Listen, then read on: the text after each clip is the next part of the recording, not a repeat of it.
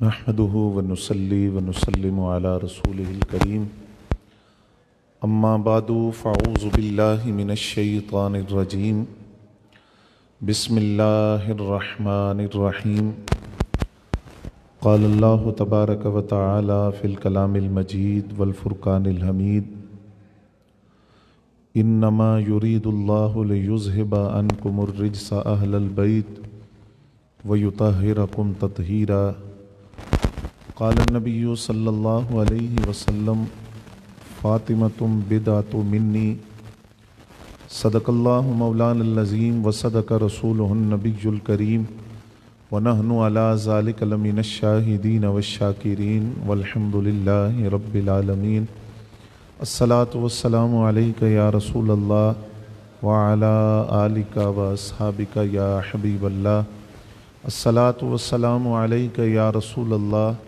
وعلى آلک واصحابک یا حبیب اللہ الصلاۃ والسلام علیک یا رسول اللہ وعلى آلک واصحابک یا حبیب اللہ۔ پارہائے صحف غنچہائے قدس اہل بیت نبوت پہ لاکھوں سلام، آب تطہیر سے جس میں پودے جمے اس ریاض نجابت پہ لاکھوں سلام، خون خیر الرسل سے ہے جن کا خمیر ان کی بیل و سطینت پہ لاکھوں سلام، سیدہ ظاہرہ طیبہ طاہرہ جان احمد کی راحت پہ لاکھوں سلام، جن کا آنچل نہ دیکھا ماہ و مہر نے اس ردائے نزاہت پہ لاکھوں سلام۔ حمد و ثنا کے بعد انتہائی واجب الاحترام قابل صد احترام بزرگوں اور دوستوں، ماہ رمضان المبارک کے اندر جہاں اللہ تعالیٰ کی رحمتوں برکتوں کا ایک خاص سلسلہ ہے، عبادات کا ایک خاص سلسلہ ہے، وہیں ماہ رمضان کے کچھ ایام تاریخی حیثیت رکھتے ہیں۔ بعد شخصیات کا یوم وصال ہے، بعد غزوات موجود ہیں اور بعد فتوحات کا ذکر اس ماہ مقدس میں موجود ہے۔ آج جس شخصیت کے حضور ادب اور احترام تعظیم اور اکرام کے سانچے میں ڈھل کر اپنے لیے برکتوں کا سامان سمیٹنے کے لیے جس ہستی کے حضور ہم خراج عقیدت پیش کرنے کے لیے حاضر ہیں، وہ جگر گوشہ مصطفیٰ ہیں، بانو مرتضیٰ ہیں، مادر حسنین ہیں، سیدہ ہیں، طیبہ ہیں، طاہرہ ہیں، زاہدہ ہیں، عابدہ ہیں، ساجدہ ہیں، قانتہ ہیں، شافعہ ہیں، مقدسہ ہیں، معطرہ ہیں، مطہرہ ہیں، منورہ ہیں، عفیفہ ہیں، زاکیہ ہیں، رادیہ ہیں، مردیہ ہیں، اور ان کا سب سے بڑا اعزاز جو ان کو حاصل ہوا، فرمایا فاطمہ تم بدعۃ منی، فاطمہ میرے جگر کا ٹکڑا ہے۔ حضرت خاتون جنت سیدہ کائنات حضرت فاطمہ الزہرا رضی اللہ تعالیٰ عنہ کے حضور عقیدتوں اور محبتوں کا نذرانہ پیش کرنے کے لیے ہم حاضر ہیں۔ حکیم الامت مفتی احمد یار خان نعیمی رحمۃ اللہ علیہ فرماتے ہیں کہ آقا کریم صلی اللہ علیہ وآلہ وسلم اور سیدہ سلام اللہ علیہا یہ صورتیں دو تھی لیکن ایک ہی سانچے سے ڈھلی تھی۔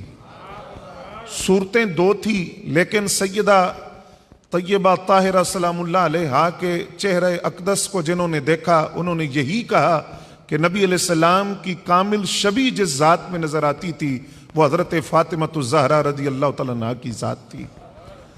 حضرت ام المومنین سیدہ عائشہ صدیقہ طیبہ طاہرہ رضی اللہ تعالیٰ عنہ 2210 حدیثوں کی راویہ، آپ فرماتی ہیں کہ حضرت سیدہ فاطمہ الزہرا رضی اللہ تعالیٰ عنہ سے بڑھ کر نبی علیہ السلام کا مشابہ میں نے نہیں دیکھا۔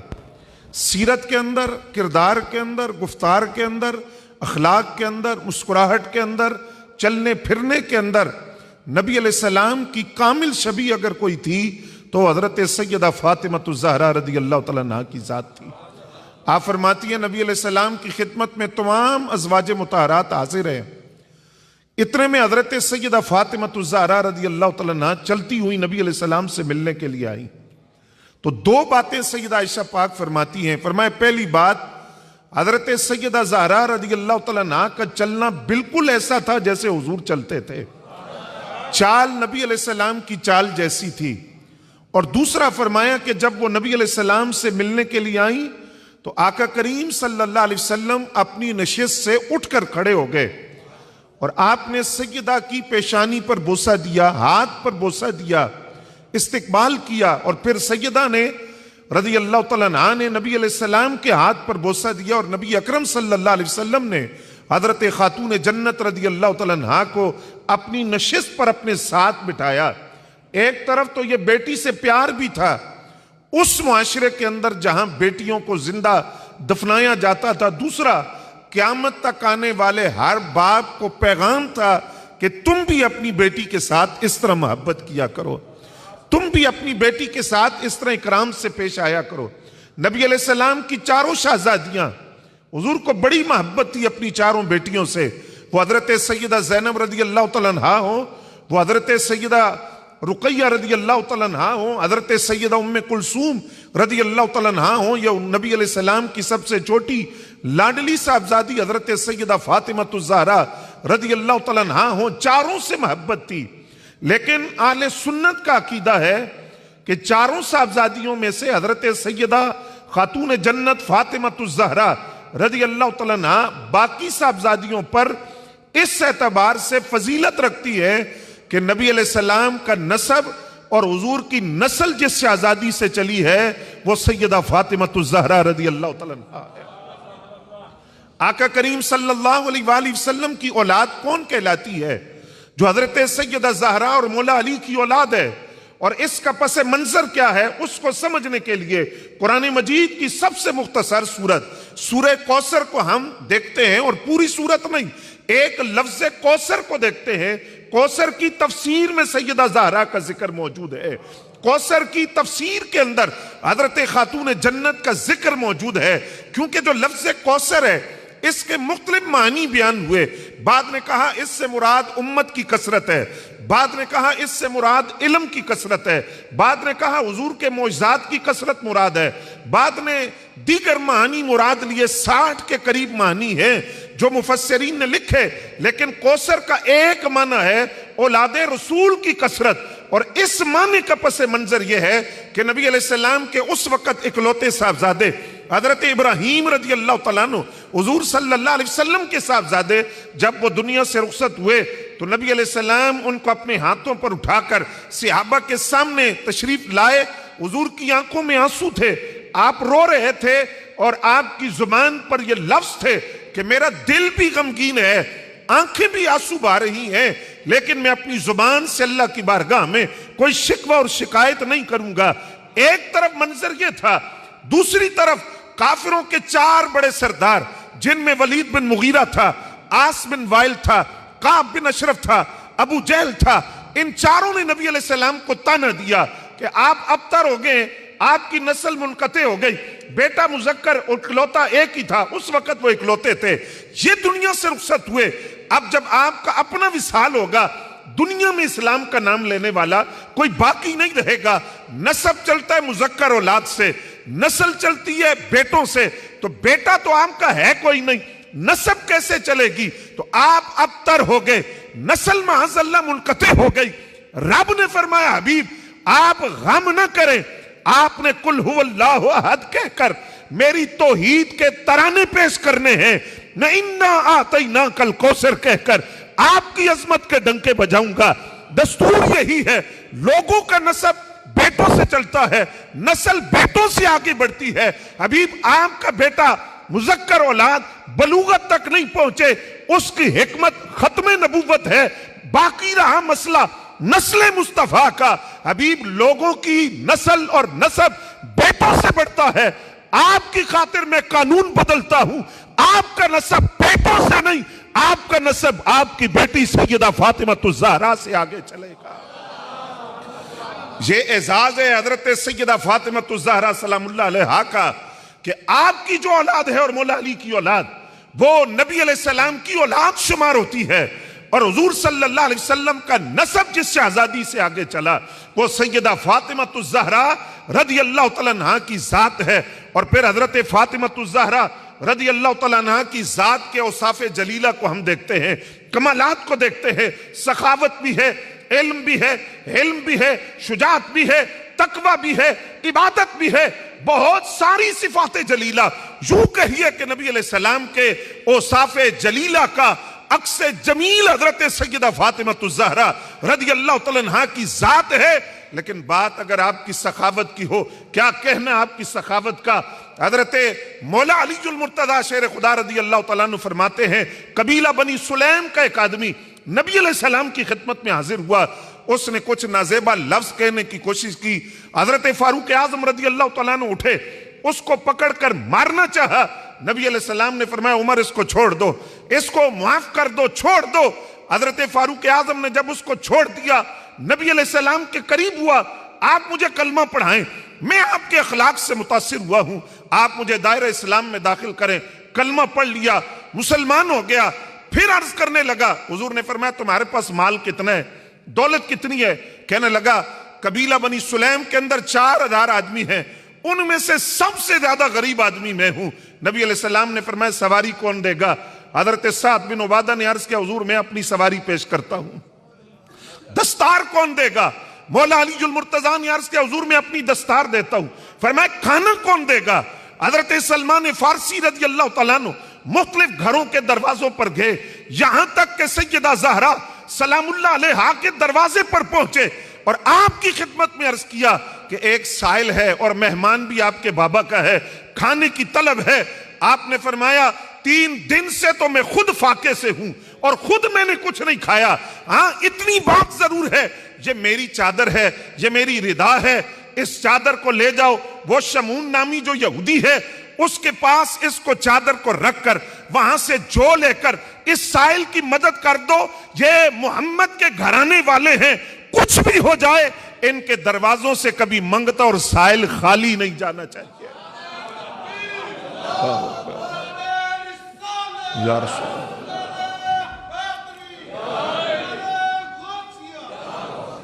اب جس وقت وہ چادر پہنچتی ہے شمون نامی یہودی کے ہاں، وہ اس چادر تطہیر کو ایک لمحہ دیکھتا ہے اور دیکھنے کے بعد حضرت سلمان فارسی رضی اللہ تعالیٰ عنہ سے کہتا ہے یہ وہی نفوس قدسیاں ہیں جن کی تعریفیں تورات کے اندر بھی موجود ہیں، جن کی تعریفیں زبور کے اندر، انجیل کے اندر، دیگر آسمانی کتابوں میں موجود ہیں. اور یہ چادر جس ہستی نے بھیجی ہے اس ہستی کے بابا پر میں کلمہ پڑھ کر ایمان لاتا ہوں کہ وہ اتنی قربانی دیتے ہیں کہ اپنے دروازوں سے کسی سائل کو خالی نہیں بھیجتے. تم یہ چادر واپس لے جاؤ. اب یہ طویل روایت ہے، آخری حصہ یہ ہے نبی علیہ السلام کو جب اس بات کی خبر ہوئی تو حضور صلی اللہ علیہ وسلم بنفس نفیس خود اٹھ کر سیدہ زہرا کے ہاں تشریف لے گئے اور نبی علیہ السلام نے حضرت سیدہ فاطمہ الزہرا رضی اللہ تعالیٰ عنہا کے چہرے پر جب وہ کمزوری کے آثار دیکھے تو ہاتھ اٹھا کر دعا مانگی، یا اللہ تو میری اس بیٹی سے، اپنی بندی سے راضی ہو جا، یہ تیرے بندوں کا، تیری مخلوق کا بھلا چاہتی ہے. تو ایسے شاکر تھے محمد کے گھرانے والے. یہ ان کی عطاؤں کا، سخاوت کا، لجپالی کا، کرم نوازی کا عالم یہ تھا. وہ خود اپنی بھوک کو برداشت کر کے اپنی ذات پر منگتوں کو ترجیح دیتے تھے کہ کوئی سائل ان کے دروازے سے خالی نہ چلا جائے. اور سیدہ زہرا پاک سلام اللہ علیہا کی زہد و تقوی اور عبادت کا عالم یہ تھا.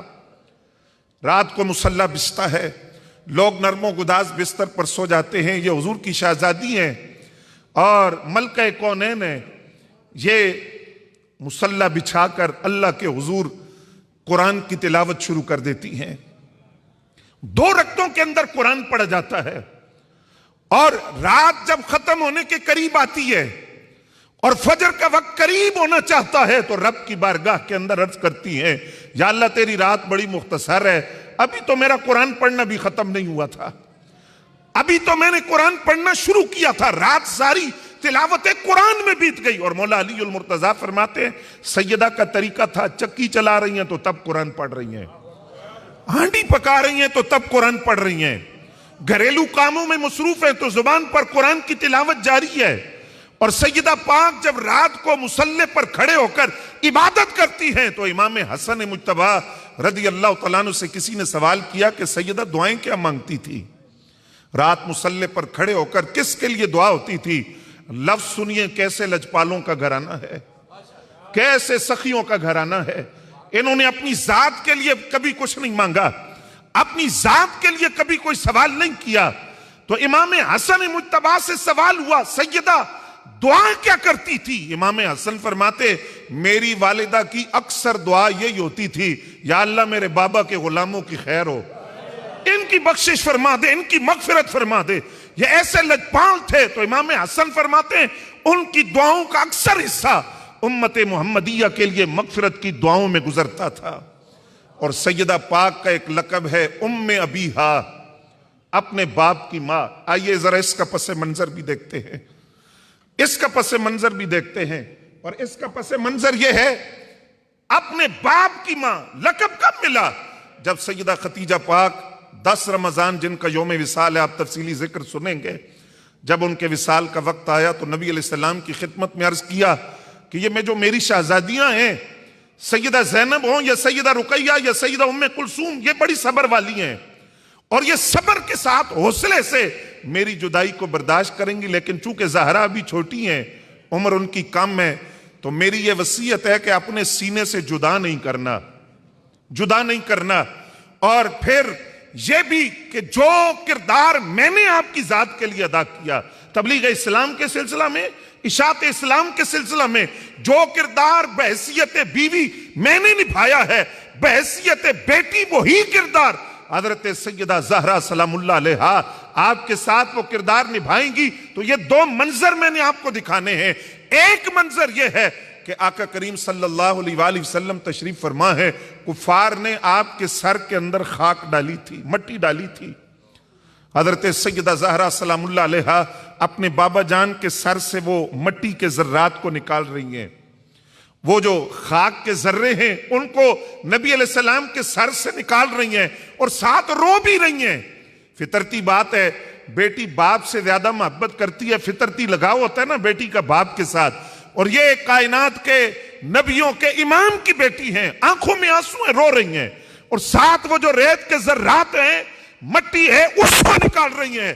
تو نبی علیہ السلام نے سیدہ زہرا کی طرف دیکھ کر فرمایا بیٹی تو رو نہ, اللہ تیرے باپ کو ضائع نہیں کرے گا, اللہ تیرے باپ کی حفاظت فرمائے گا, تو رو نہ. اور دوسرا منظر یہ ہے کہ احد کے اندر جب نبی علیہ السلام زخمی ہو گئے, آقا کریم صلی اللہ علیہ وسلم کے زخم سے خون نکل رہا تھا, حضرت سیدہ زہرا نے کپڑا جلا کر اس کی راکھ بنا کر آقا کریم کے زخم پر وہ راکھ ڈال کر پھر اس راکھ پر پانی بہایا اور اس زخم سے جو خون تھا اس کو وہ صاف کرنے لگی, ساتھ رو بھی رہی ہیں اور اپنے بابا جان کا وہ زخم بھی صاف کر رہی ہیں.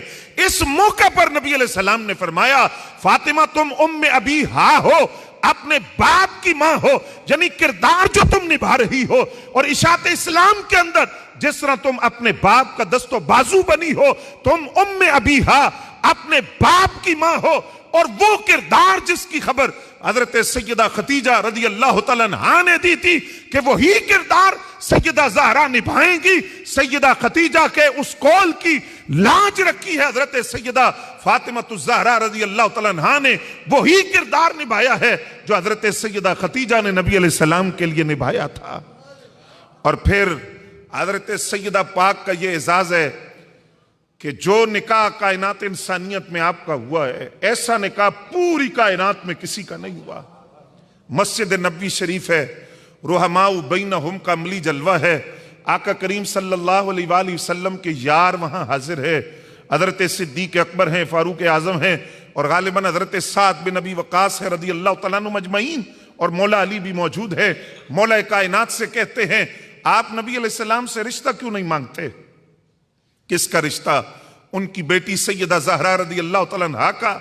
تو مولا علی نے کہا میں تو فقیر آدمی ہوں, تو میرے پاس تو نکاح کے انتظامات موجود نہیں ہیں, میں کس طرح رشتہ طلب کروں؟ ہاتھ میں کچھ ہو تو جا کر حضور سے بات کروں.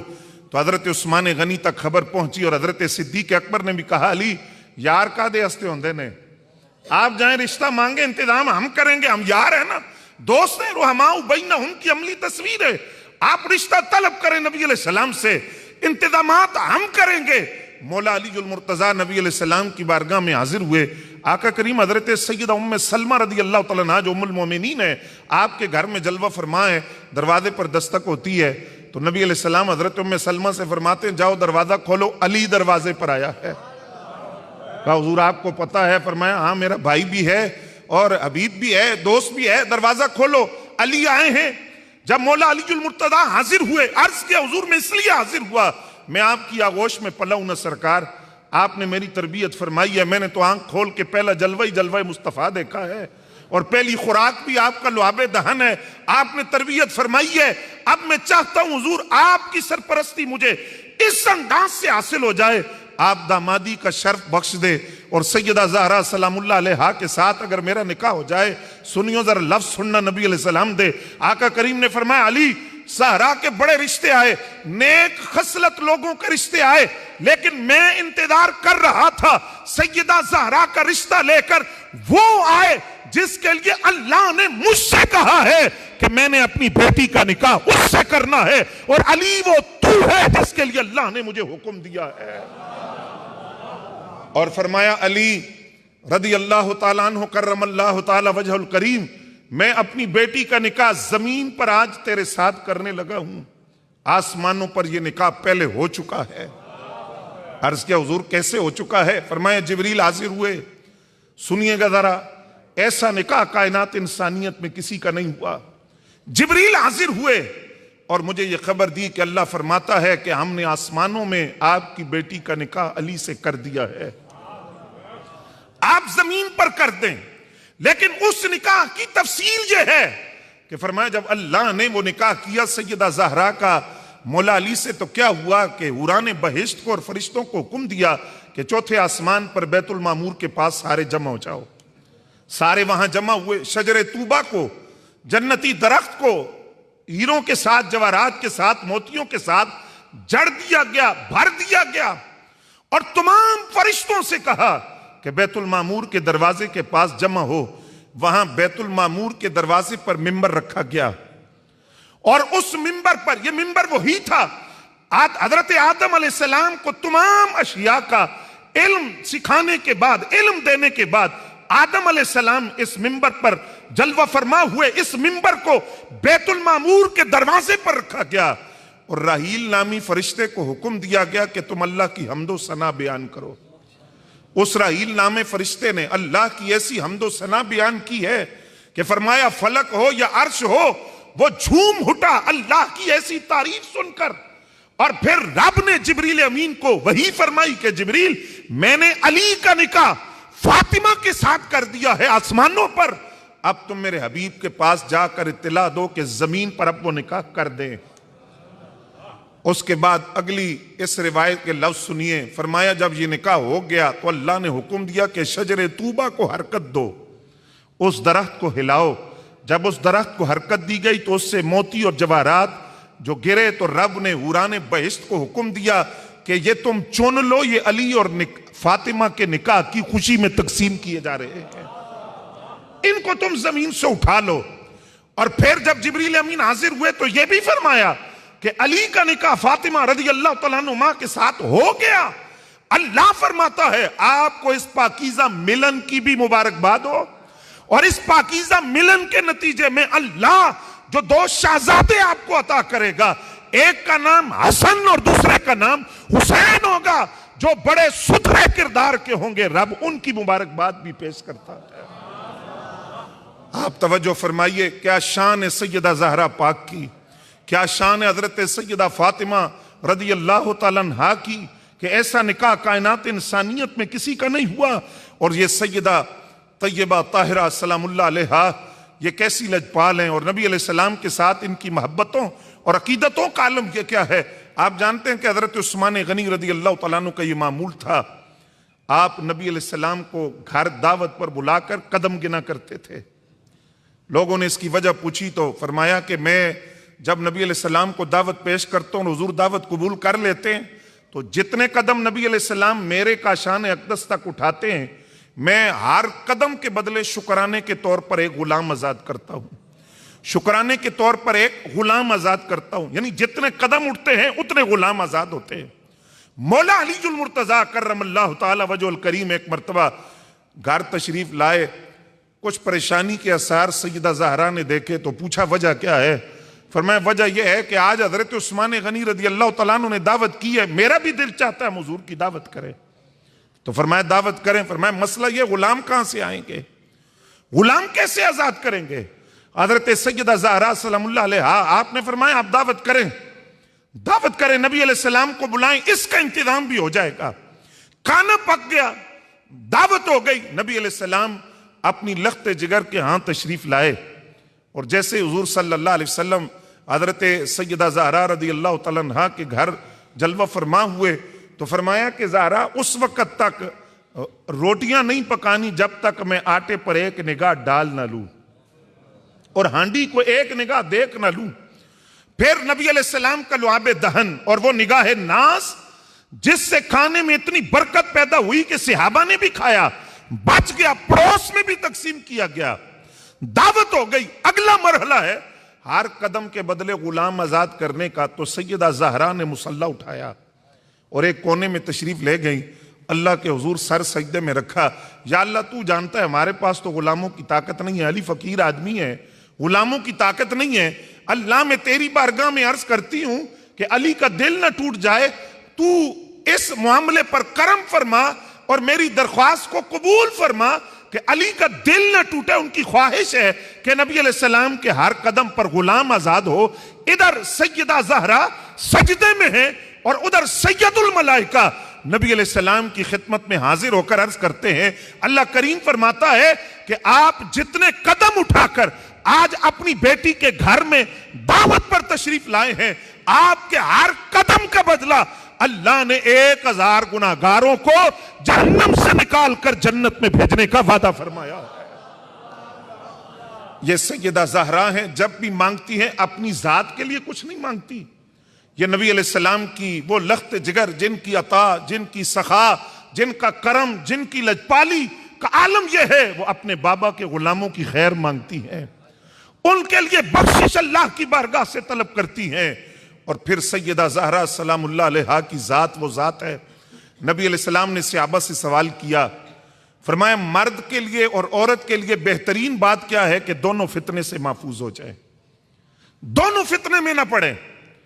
ہر صحابی نے جواب دیا، لیکن وہ جواب نہیں تھا جو حضور کی منشا تھی، جو جواب نبی علیہ السلام سننا چاہتے تھے وہ جواب نہیں تھا۔ مولا علی المرتضیٰ سیدہ زہرا رضی اللہ تعالیٰ عنہا کے پاس آئے، ان سے کہا کہ آج نبی علیہ السلام نے یہ سوال کیا ہے کہ مرد اور عورت کے لیے بہترین بات کیا ہے کہ دونوں فتنوں سے محفوظ ہو جائیں۔ سنیے ذرا جواب لخت جگر آقا کریم کی اور جگر گوشہ مصطفیٰ، کیا جواب دیا آپ نے فرمایا علی مرد کے لیے بہترین بات یہ ہے کہ نظریں جھکا کے رکھے، اس کی نظر کسی غیر محرم پر نہ پڑے، اور عورت کے لیے بہترین بات ہے کہ وہ کسی غیر محرم کو نہ دیکھے، اپنی نگاہ کی حفاظت کر لیں، نظروں کی حفاظت کر لیں۔ مرد بھی فتنے سے بچ جائے گا، عورت بھی فتنے سے بچ جائے گی۔ مولا علی المرتضیٰ یہ جواب لے کر نبی علیہ السلام کی خدمت میں حاضر ہوئے کہ یہ جواب ہے حضور، آپ نے فرمایا مرد بھی فتنے سے بچ جائے، عورت فتنے سے بچ جائے، یہ جواب ہے۔ سرکار نے فرمایا علی کس نے دیا یہ جواب؟ یہ جواب کس نے دیا ہے؟ عرض کیا حضور یہ حضرت فاطمہ الزہرا رضی اللہ تعالیٰ عنہا کا جواب ہے، انہوں نے یہ جواب دیا۔ تو فرمایا میں اسی لیے تو کہتا ہوں فاطمہ تم بدعۃ منی، فاطمہ میرے جگر کا ٹکڑا ہے۔ یہ جو جواب حکمت برا، دیکھیے دو جملوں کے اندر حیا کا، شرم کا، اور کیسا ایک نصاب دیا کہ جو نگاہ بہکتی ہے تو دل بہکتا ہے، دل بہکتا ہے تو انسان کا نفس بہکتا ہے۔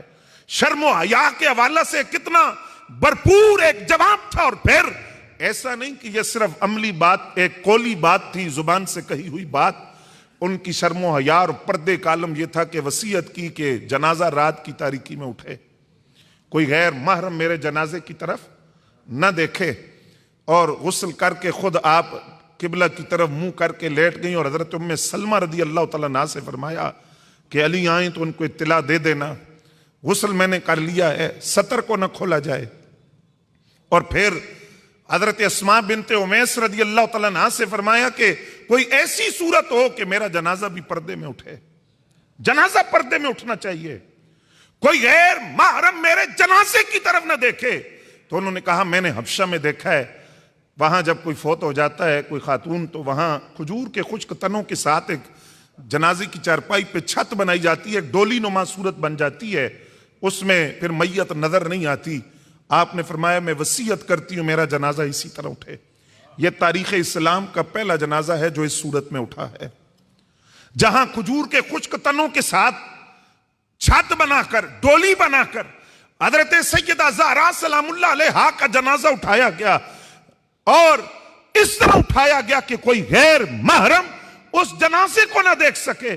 یہ پیغام تھا کہ آج زہرا کی کنیز صحیح معنوں میں کہلانے کی حقدار وہی ہے جس کا کردار سیدہ زہرا جیسا ہوگا۔ وہ اپنے آپ کو مسلمان کہے، پھر 8 مارچ کو وہ بے حیائی اور فحاشی پھیلانے کے لیے سڑکوں پر نکل کر اسلام پر تانوں کے تیر بھی چلائے اور اسلام پر وہ تانوں کے تیر بھی پھینکے، اور ساتھ کہے کہ میں مسلمان ہوں۔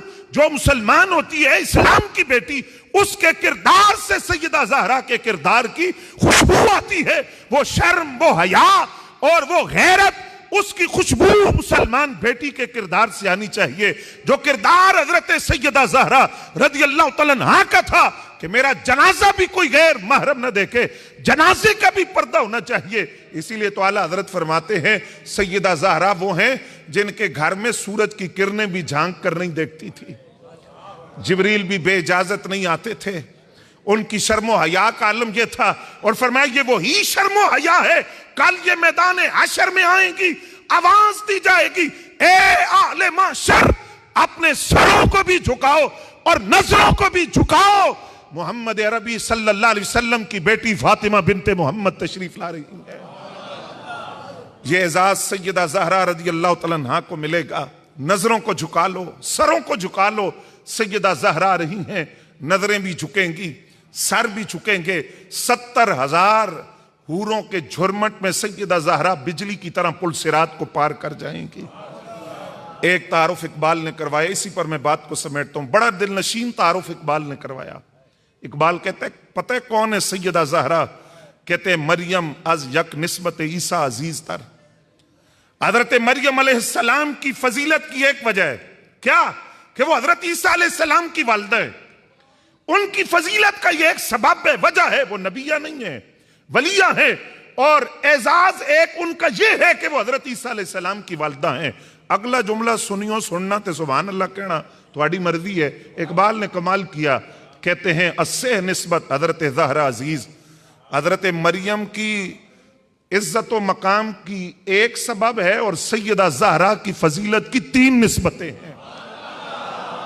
کیا فرمایا؟ بیٹی کس کی ہے، ماں کس کی ہے، اور بیوی کس کی ہے؟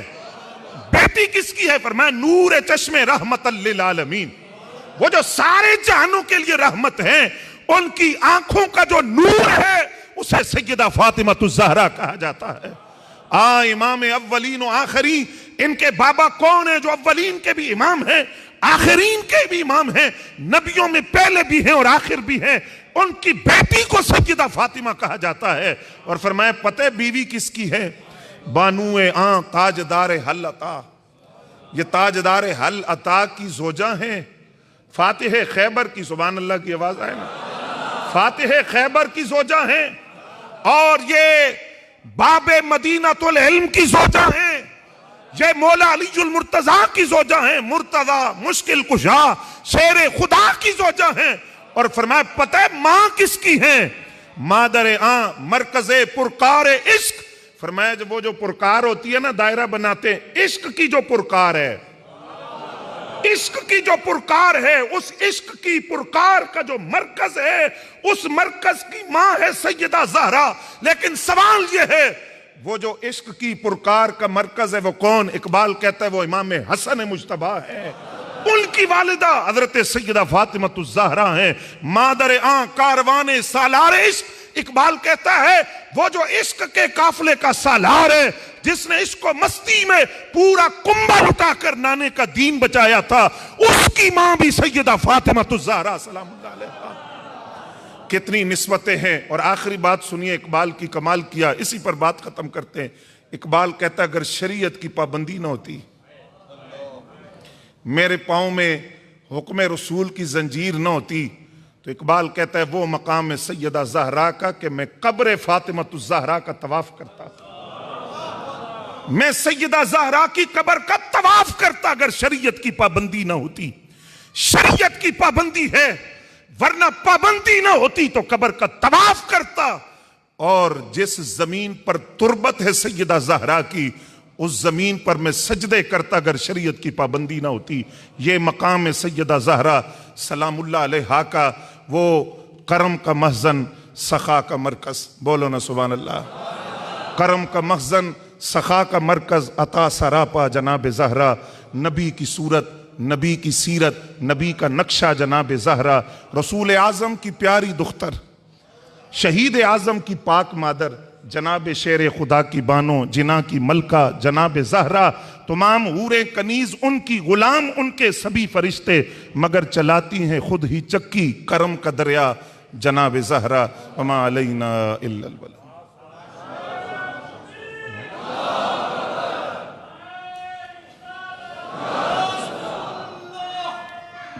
یا علی لبیک یا رسول اللہ، لبیک لبیک یا رسول اللہ۔ تمام حضرات ایک دفعہ سورہ فاتحہ، 3 دفعہ سورہ اخلاص، اول آخر درود شریف پڑھ کر رسالہ ثواب۔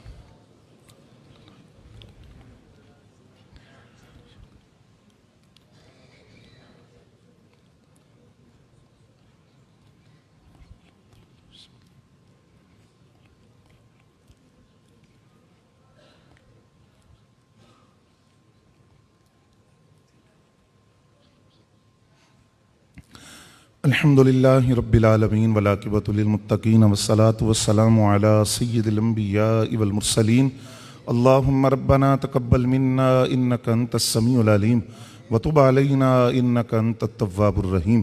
الہی جو کچھ پڑھا گیا، تلاوت کلام پاک، نعت شریف، بیان، فاتحہ، سب کچھ تیری بارگاہ عالیہ میں پیش کرتے ہیں، قبول و منظور فرما۔